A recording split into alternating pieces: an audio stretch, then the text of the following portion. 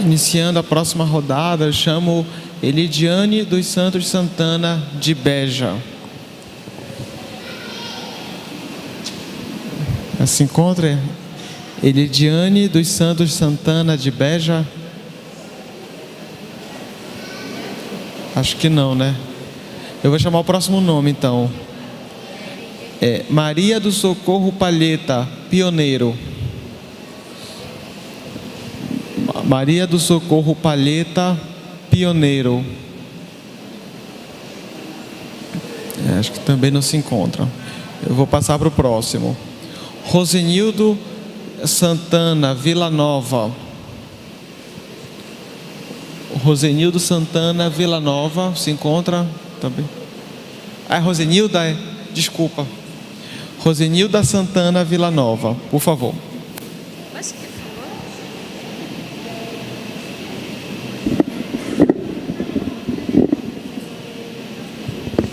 Bom dia a todos. Me chamo Rosenilda, sou a líder comunitária pela segunda vez da comunidade de Vila Nova. É com muito apreço que eu venho aqui representar a minha comunidade e também tirar algumas dúvidas, né? Quando se fala em associações, né, que estão pendentes para que possam apresentar projetos para que a gente possa ter esse avanço na nossa comunidade. Eu gostaria de saber se vai ser quantas associações dentro de uma comunidade, né, que vai poder ser contemplada, né, porque infelizmente nós sabemos que tem associações que pensam no coletivo e tem associações que pensam simplesmente no individual. Então é essa a minha pergunta aos promotores, porque nós temos o centro comunitário da comunidade de Vila Nova, né? E temos também outras associações. O centro comunitário da Vila Nova ele está totalmente legalizado, então nós já estamos com o nosso projeto também todos prontos, só esperando o edital ser lançado, né? Então é essa a resposta que eu espero levar para a minha comunidade, que os projetos nós já vamos começar novamente, vamos discutir com toda a comunidade, não só com as 114 famílias que foram contempladas na indenização individual, tá? Que fique bem claro, porque Vila Nova e Itupanema, eu como representante do centro comunitário, nós pensamos no coletivo. Vila Nova e Itupanema tem mais de 1.745 famílias só de Vila Nova. Só para quem recebeu a indenização individual foi só 114 famílias. Então, eu não acho certo vir projetos que beneficiem só 114 famílias. Não, nós queremos que esses projetos contemplem o coletivo, toda a comunidade de Vila Nova e Itupanema. Então, essa é a minha pergunta, promotor. Eu queria saber quantas associações podem entrar nesses projetos e porque se um dos projetos aqui é legalizar qualquer associação, qualquer pessoa vai querer fazer ata, fazer associação para se beneficiar, benefícios próprios. Então isso a gente não aceita. A gente entrou na luta agora e a gente quer também, na luta sim, em parceria no coletivo, tá? Que não seja brigas individuais, que seja no coletivo. E outra, promotor, me desculpem aqui, né, que eu vou fugir do assunto da audiência pública, mas eu gostaria, promotor Laércio, doutor Laércio, principalmente que o senhor daqui, nossa comunidade de Barcarena, né, que possa esclarecer o que aconteceu aqui logo cedo, porque a gente não sabe. A gente está esperando o retorno de vocês daquele caso que aconteceu aqui agora há pouco, né? Eu sou moradora de lá da Vila Nova. Eu fiquei em pânico aqui porque eu tenho a minha família, meus filhos estão todos ali na comunidade, né? E eu já liguei, particularmente eu liguei aqui para a Defesa Civil, liguei tudinho. Não está acontecendo nada de anormal na minha comunidade. Simplesmente está tendo muita chuva. Liguei lá para a dona Mara do Bom Futuro, teve o transbordo assim lá no lixão, e do lixão encheu muito o rio Murucupi. Então, isso aí foi um alarme muito grande, que olha como eu estou, né? Que isso seja revisto, porque são pessoas, são vidas. E quando é dada uma notícia assim, todo mundo se apavora, porque a gente está longe, a gente não vai poder fazer nada pelas nossas famílias. Então, doutor, que esse tipo de denúncia, de fatos que aconteçam, que seja esclarecido, porque nós, como comunidade, nós como cidadã, nós precisamos de uma resposta concreta de vocês. E é isso que eu estou pedindo agora, porque eu, como moradora, a gente precisa dessa resposta de vocês, que vocês ficaram de dar para nós, sobre esse caso que está acontecendo agora lá na comunidade. Obrigada. Eu vou logo, até há pouco, eu fui com o doutor Bruno, exatamente para ver a pertinência da gente dar esse retorno para todos. Foi muito pertinente, apesar de realmente não ser o objeto da audiência pública, mas de fato foi muito pertinente a sua pergunta. E essa era a nossa intenção mesmo, já parar um pouquinho para dar essa informação. Como vocês devem ter observado, tão logo chegou a informação que pudesse haver esse problema, inclusive até um pouco desencontrado, seria na bacia da Ímeres, depois não, é da Hidro.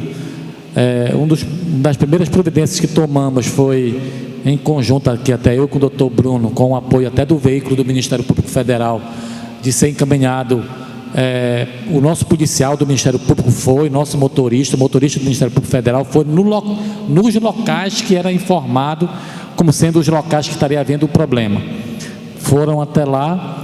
Paralelamente a isso, nós fizemos contato com a Defesa Civil daqui do município, com o seu Oscar, e eles encaminharam a equipe para lá. Na ocasião, o seu Oscar informou que eles não tinham nenhuma informação de que teria soado alarme na Ímeres ou de qualquer outra inconformidade nos termos de que não estavam sendo informados, né?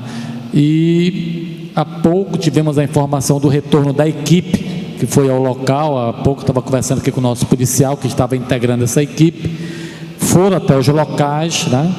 O que se observou foi realmente muitas ruas alagadas por conta da chuva, alguns igarapés realmente muito cheios, como a senhora mesmo acabou de falar, e com algumas colorações um pouco diferentes, mas não se sabe ao certo o que pode ser problema mesmo de aterro, de barro, de argila, ou só mesmo um exame mais preciso que poderia se aferir. Mas enfim, resumindo, estiveram lá, não se constatou nenhum tipo de inconformidade, e até mesmo entrevistaram comunitários da área, e todos foram praticamente unânimes em dizer: olha, o que a gente está observando aqui é muita água mesmo, por conta de muita chuva, cheio, mas não temos notícia de que tenha soado alarme da Ímeres, muito menos da Hidro, e não temos nenhuma informação de que estaria havendo algum tipo de inconformidade em relação às bacias que pudesse vir a impactar as comunidades. Então, essa informação estamos transmitindo. A gente até lamenta um pouco a forma como às vezes chega, né, a informação para nós, mas a gente fica no meio desse turbilhão, né? A gente já não sabe o que é verdade e o que é fake, né? Nós estamos vivendo numa conjuntura que no momento da nossa sociedade está vivendo isso, né? A gente, muitas das vezes, antigamente se dizia fofoca, né? Hoje em dia, virtualmente falando, é fake, né? Então, mas como nós temos uma responsabilidade, né, a gente tem que pelo menos conferir, nem que seja para depois dizer isso aqui que estamos dizendo para vocês. É melhor não pagarmos para ver, que foi o que nós fizemos, de uma forma muito prudente, doutor Bruno, eu, né, entendemos que deveríamos pelo menos ir lá no local e aferir, conferir, entrevistar as pessoas, enfim. Então o retorno que nos foi dado foi esse, que não tem nenhum tipo de problema preocupante, mas de uma maneira prudente tivemos que fazer isso. Fizemos alguns contatos, como eu disse também até para o Evandro Chagas, chegaram alguns vídeos para nós, mas a informação é essa, que foi muita chuva, muita água escoando nas ruas, garapés mais cheios, mas nenhuma informação concreta que pudesse nos alarmar, pelo menos até onde nós sabemos. Então a gente está passando essa informação para tranquilizar, mas mesmo assim vamos estar aguardando os retornos da Defesa Civil de uma forma mais técnica, né? Que eles vão nos precisar. Mas até onde nós pudemos aferir, teria sido muita chuva mesmo, muita água aí nas ruas, e encheu os igarapés, tá bom? Bom, dando prosseguimento, eu chamo agora a Sônia Maria Rodrigues Livramento.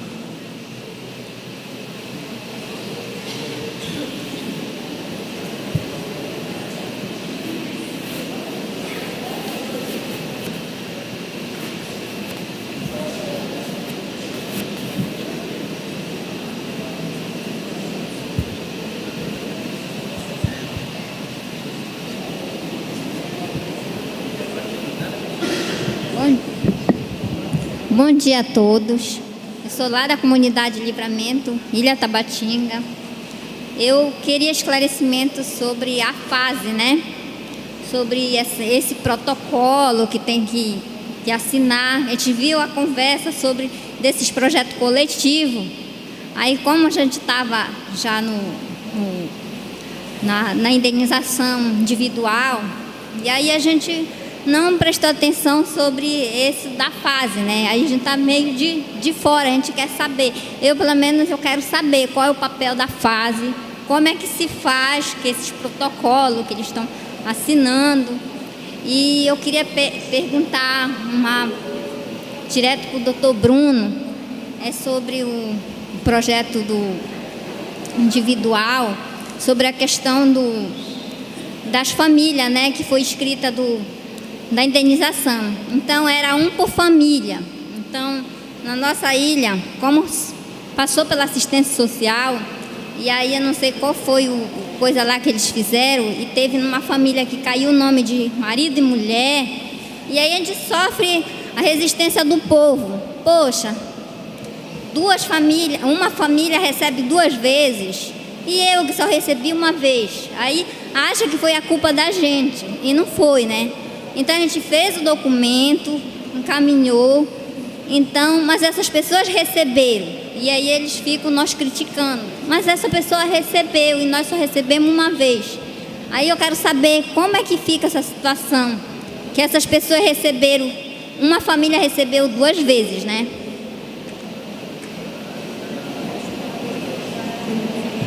Tá, próxima pessoa... Mário Antônio Carvalho, Livramento também.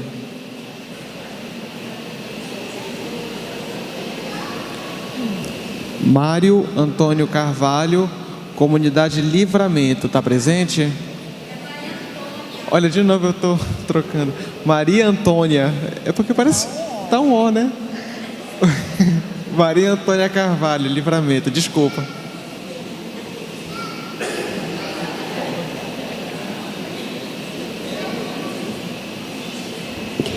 Bom dia a todos, bom dia, né, à mesa. Né, as minhas perguntas, né, já foi até respondida, só quero fazer, né, só uma pergunta aí para a fase, porque nós lá da comunidade Nosso Livramento, a gente colocamos ofício, né, sobre protocolo de consulta, e até hoje a gente não teve, né, essa resposta, tá? Obrigada.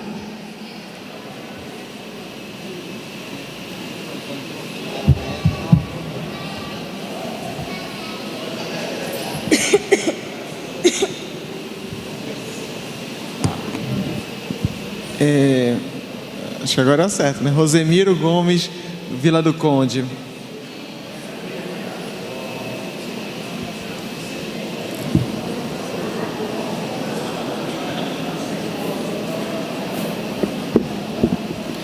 Bem, bom dia, gente. Bom dia, mesa. Em nome da Promotoria Federal, doutor Bruno Valente, doutor Laércio.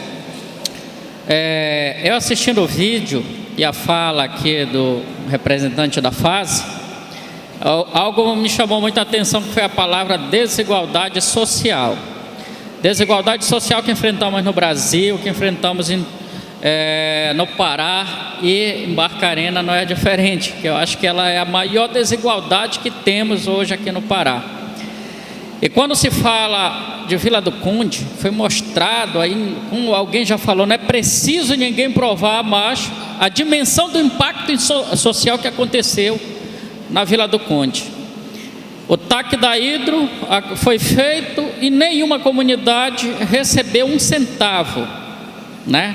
Agora já estamos teve a indenização da primeira fase do navio Aidar, 50% que foi destinado para a Vila do Conde, uma comunidade com as demais outras que se formam, menos de 10% das pessoas foram beneficiadas. E agora vem a parte coletiva.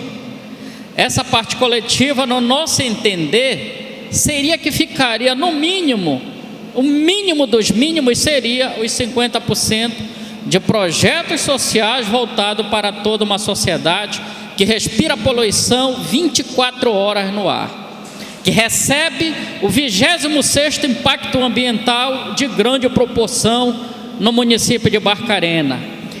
É a comunidade que mais pega as porradas no linguajar popular de todas as empresas, mas é a que menos recebe benefício.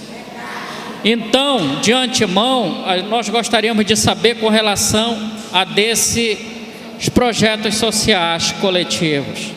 Será que mais uma vez vamos ficar de fora?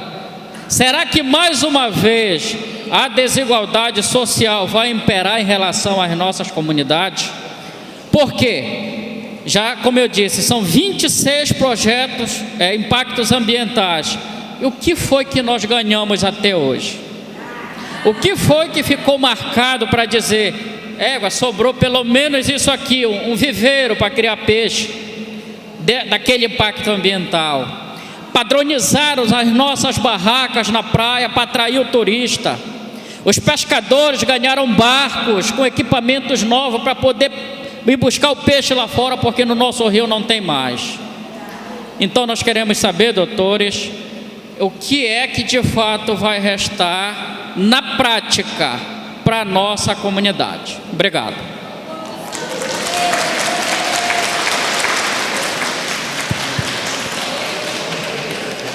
O último nome desse bloco, tá?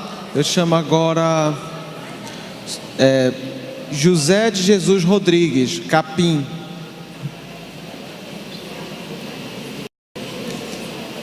Se encontra? Chamar de novo José de Jesus Rodrigues, comunidade Capim.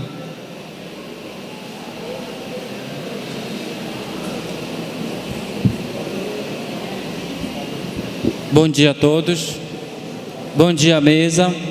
Me chamo Antônio, sou lá do Capim, o senhor Zé me passou a fala, tá? Só para explicar.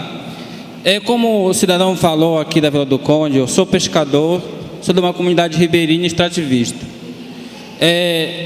Até que enfim se chegou a um ponto de dar o pontapé inicial sobre tantos danos que a gente vem sofrendo, e hoje temos o fundo DEMA aqui, junto com a FASE, para tentar reverter a situação do que a população vem vivendo, das mazelas que a gente está sofrendo. Sabemos que um projeto de R$50 mil não vai resolver uma situação de uma comunidade que tem 200, 300, até 1.000 famílias num projeto coletivo, né? Mas vai se tentar iniciar uns projetos piloto. Na região daqui da bacia do Rio Pará, a questão do pescado, a produção, é uma lástima, né? Ainda tem gente bebendo dessa água poluída. Não temos o exame ainda de como é que está a questão da poluição da atividade da pesca, se esse peixe não está poluído. Então, uma série de situações. Mas vamos focar no projeto que está sendo apresentado aqui hoje. Sabemos que 3 milhões ou 4 milhões e 600 mil não vai dar para atender um projeto para cada uma comunidade de R$50 mil. E já sabemos que isso é o início. Mas a gente estamos esperando que com essa experiência a gente tome o rumo, para que a gente não fique batendo na mesma tecla e não sair do lugar. Então, se a gente iniciar um projeto que pelo menos possa empoderar as comunidades dos seus direitos, vai continuar acontecendo as mesmas mazelas. Por que eu falo isso? Se uma comunidade elaborar um projeto para que ela possa colocar pelo menos as regras no seu território e possa defender aquilo que já está na lei, mais uma vez, através de um protocolo de consulta, através do empoderamento da sua comunidade, através de uma cartografia social, através de estar informado para cobrar de quem deveria defender a lei e não está defendendo, porque muitas comunidades aqui até já perderam seu território e muitas estão ameaçadas de perder os seus próprios territórios e o seu modo de vida. Então, pouco é pouco um projeto de 50 mil reais, mas vai ajudar aquela comunidade que está pelo menos tentando sobreviver no seu próprio território, que já é respaldado por lei. Então, para mim é um pontapé inicial. Esse valor de tudo isso que aconteceu é irrisório pelo tamanho do prejuízo que essa sociedade vem vivendo, principalmente aqui na bacia do Rio Pará, que só em Barcarena, Abaetetuba, tem uma faixa de 15 mil pescadores associados no seu sindicato, que estão perdendo seu território pesqueiro e a sua atividade, produção está caindo cada vez mais. Então eu vejo que vai se iniciar aqui uma coisa que já deveria ser iniciado há muitos anos. Obrigado.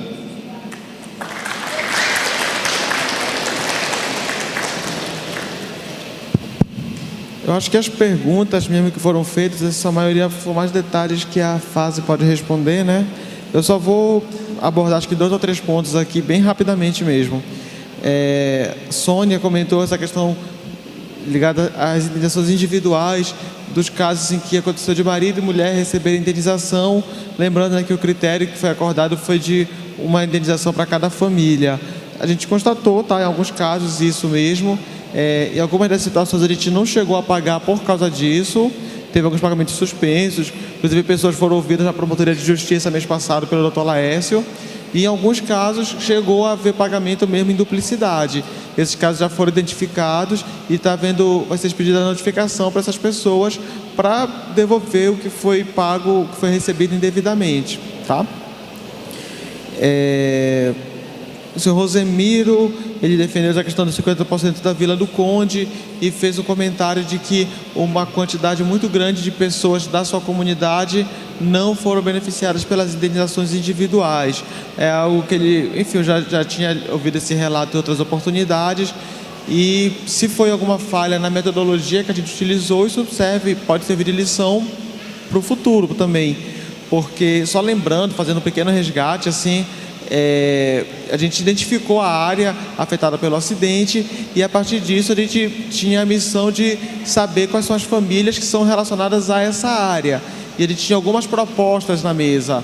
Eu lembro que foi uma reunião que ocorreu na Promotoria de Justiça já há algum tempo atrás, e a gente debateu essas ideias de encaminhamento. Uma ideia seria pegar o banco de dados do município, saúde, assistência social, para ver quais são as pessoas cadastradas nessa área.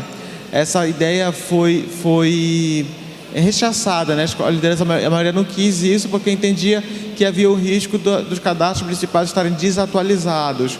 Outra ideia também foi contratar alguma empresa para ir pessoalmente no local e fazer um levantamento presencial, que também não foi considerada uma boa ideia pelo risco de pessoas que estavam no local do acidente não estarem mais no local, ou seja, que ele não ser um retrato atual. E prevaleceu naquela ocasião a gente adotar a metodologia a partir das listas das associações desse local. Então foram recebidas planilhas por essas associações e essas planilhas passaram por um crivo do município para evitar que se colocasse pessoas de um local totalmente alheio. Então foi a partir dessa sequência que se constituiu a lista das indenizações individuais, tá? Se no meio do caminho houve falhas assim e fez com que pessoas que deveriam receber não receberam, é um ponto realmente grave que a gente tem que avaliar e tem que ver como errou e como faz para aperfeiçoar. A última fala do Antônio, ele também fez uma observação no final que eu queria comentar bem rapidamente, né? E que ele considerou o valor irrisório em razão, né, da quantidade, do tamanho assim, do desafio. Em parte, assim, eu concordo. Eu sei que a gente está lidando com comunidades, com pessoas, com associações que são impactadas de maneira muito séria. Só uma observação que eu queria fazer é que a gente está tratando de uma coisa específica, né, de um acidente específico em um universo muito grande de problemas. Então não significa que a resposta a essas pessoas esteja totalmente aqui. A gente está tratando de uma frente, de um evento específico. Existem outras questões assim também em andamento e se complementam. Existe uma dificuldade muito grande até da gente identificar o que é o impacto de cada acidente, tá? Quando eu comecei a participar de reunião, trabalhar um pouco nessa questão de Barcarena, foi mais ou menos em 2011, bem antes do Aidar, né? Eu já ouvia exatamente esses mesmos relatos, assim, do impacto muito grande sobre a pesca, sobre as várias atividades, e eu tenho certeza que eles, na época, já eram todos verdadeiros. Então, como é que a gente faz para saber, hoje em dia, né, qual é o prejuízo específico gerado pelo naufrágio do Aidar, ou pelo vazamento que houve na Hidra no passado, ou desse ano, se é que houve esse ano, enfim. É um desafio. A gente tomou essa decisão de fazer o acordo dentro de um contexto específico. Havia uma ação judicial proposta contra as empresas e a gente avaliou que fazer um acordo, ainda que no valor que não fosse o ideal, naquele cenário era melhor do que não ter nada, porque um outro fator que a gente também tem que levar em consideração é que, infelizmente, o processo judicial é algo demorado, é algo lento. Não sei se alguém estava aqui, se alguém vai recordar, mas antes de fechar o acordo, a gente fez uma audiência pública justamente para isso, para saber se a gente fechava ou não o acordo. Na ocasião, a gente explicou aqui a proposta. Era isso, eu queria só fazer essa justificativa e vou passar a palavra para a Fase. Quer começar? Não começo. Bom, então, eu vou fazer um comentário geral. Eu não ia fazer, mas aí pela última fala do Antônio, eu quero fazer esse comentário. O ideal é que não houvesse desastre, que não houvesse crime, que não houvesse essas agressões à comunidade, aos modos de vida, aos territórios, aos rios, à pesca, à saúde das pessoas, que a gente não vivesse assustado, como aconteceu hoje de manhã. Todos nós ficamos, de alguma forma, aqui, muito preocupados com o que poderia ter acontecido, porque a gente está vendo esses episódios acontecer em Mariana, em Brumadinho, aqui mesmo. Então a gente vive assustado. Então o ideal é que não houvesse esses crimes e que o recurso público do dinheiro dos impostos que todos nós pagamos viesse para essas políticas, para apoio às associações, para apoio à agricultura familiar. Esse que é o ideal, e é isso que a gente tem que lutar. Mas infelizmente isso acontece, e muitas das vezes quem comete o crime e aí eu não vou entrar no mérito de quem foi e tal, mas muitas das vezes dói quando tem que pagar algum dinheiro por isso, e aí tem que tomar mais cuidado, porque dói quando atinge o bolso dos acionistas, seja lá de quem for. Então por isso que é importante a gente entender isso como um direito, como uma reparação que é mínima. É muito pouco, Antônio, esse recurso é muito pouco, mas a gente pode fazer muito com isso, né? Pela primeira vez pode ser feito muitas coisas interessantes, fortalecer muitas coisas interessantes. Tu colocaste uma série de exemplos aqui que eu acho assim importantíssimo: questão da pesca, da melhoria da pesca, da proteção dos territórios. Você colocou uma série de ideias interessantes. Bom, qual o papel da fase? A senhora perguntou, né? E sobre esses projetos coletivos. Então, a fase e o Fundo DEMA vão administrar esse recurso da melhor forma possível, da forma mais transparente possível, para que alcance o maior resultado possível, para que a comunidade e as associações de fato recebam aquilo que é direito, por um dano que foi coletivo. Então esse é o papel da fase do Fundo DEMA. Então nós temos o papel de fazer a gestão responsável, transparente desse recurso, porque nós estamos aqui também com compromisso com o Ministério Público, com o Ministério Público Estadual, com um conjunto de instituições, mas fundamentalmente com toda a sociedade, né? Então nós temos que fazer uma gestão muito bem responsável e transparente desse recurso, e isso só é possível também com a gestão que as associações vão fazer.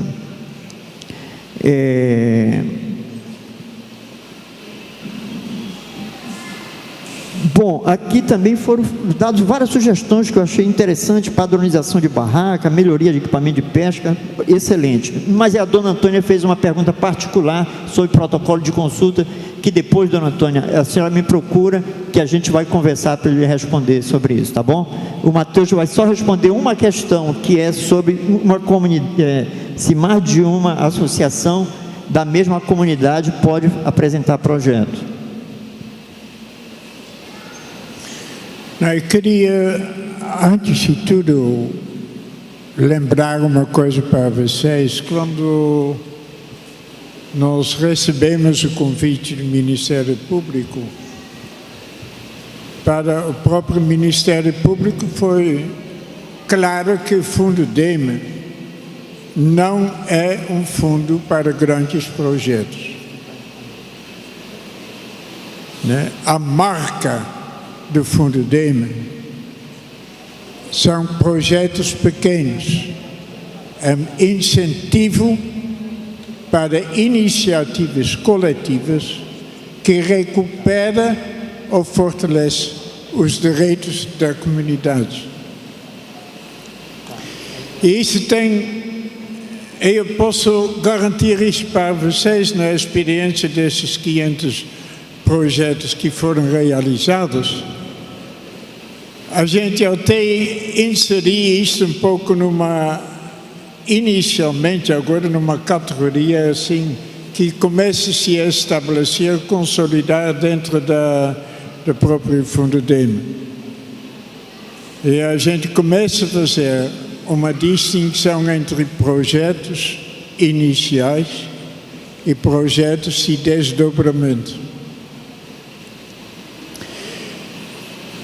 A primeira vez que chega um projeto no Fundo DEMA, ele é considerado como projeto inicial. Então, o Fundo Barcarena só tem para o Fundo DEMA projetos iniciais. Significa que é incentivada uma iniciativa coletiva que tem potencialidade para desdobrar no futuro. Eu posso garantir para vocês que essa é a experiência que nós temos dentro do Fundo DEMA. 30% a 40% dos projetos desdobraram.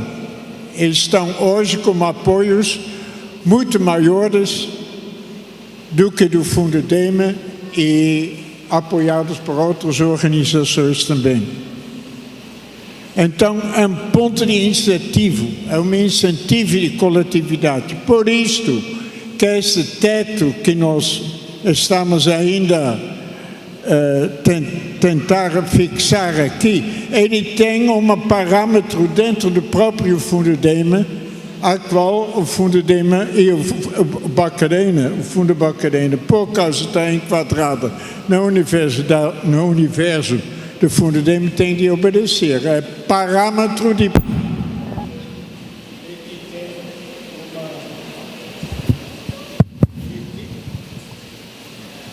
e que tem um teto entre 50 e 60 mil reais por projeto. Ponto. Então, mantenha isso na cabeça. É completamente impossível enviar, corresponder a todos os imensos carências que tem dentro dessa área, né? E também o Fundo DEME, ele entrou através da fase num acordo com o Ministério Público. E esse acordo traz outros parâmetros também, de dois lados, né, a qual nós temos que obedecer. Na questão de associações, olha, nessa experiência de 15 anos de Fundo DEME, eu já vi até que cresceram numa comunidade de 100 famílias, 3, 4 associações. Que era um absurdo, porque era uma briga interna, disputa interna de certos favores e privilégios, etc. Numa pequena comunidade de 100 famílias, 3, 4 associações, então não significava você construir uma coletividade, um bem viver, uma dimensão que supera as limitações e as tensões internas e vai para uma união, um bem viver mais coletivo, que é o objetivo do Fundo DEME, a qual que a gente não rejeita. Vocês devem saber que o Fundo DEME tem até coisas que são proibidas de financiar. Por exemplo, você financiar devastamento da área florestal é totalmente proibido. Não sai nenhum recurso. Pesca predatória, sei lá o quê, armamento, né? Então tem critérios de prioridade, critérios de seleção, né? E que o comitê gestor do Fundo DEME, a partir do diagnóstico que está sendo encaminhado, ainda vai aprimorar e acrescentar especificamente aqui para a área de Barcarena e Orbete.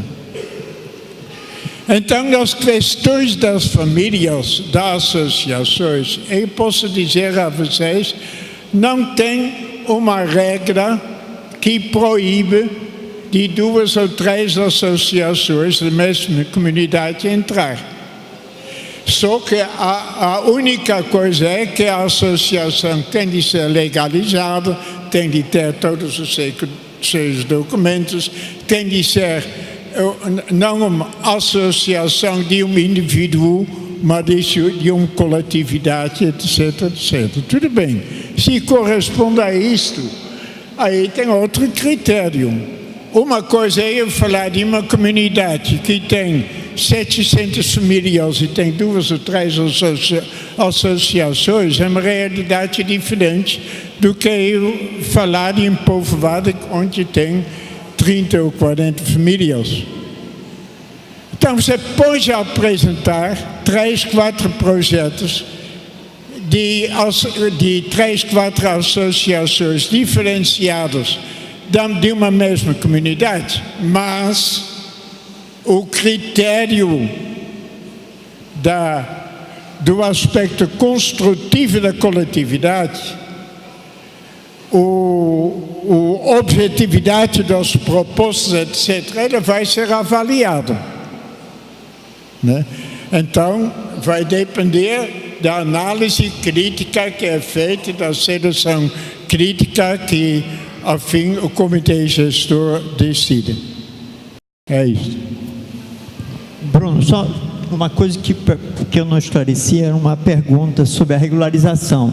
Então, projeto de regularização possivelmente vai ter um teto de até 10 mil, a gente está estudando mais ou menos, e não vai ser para criar uma nova associação, não vai ser para criar.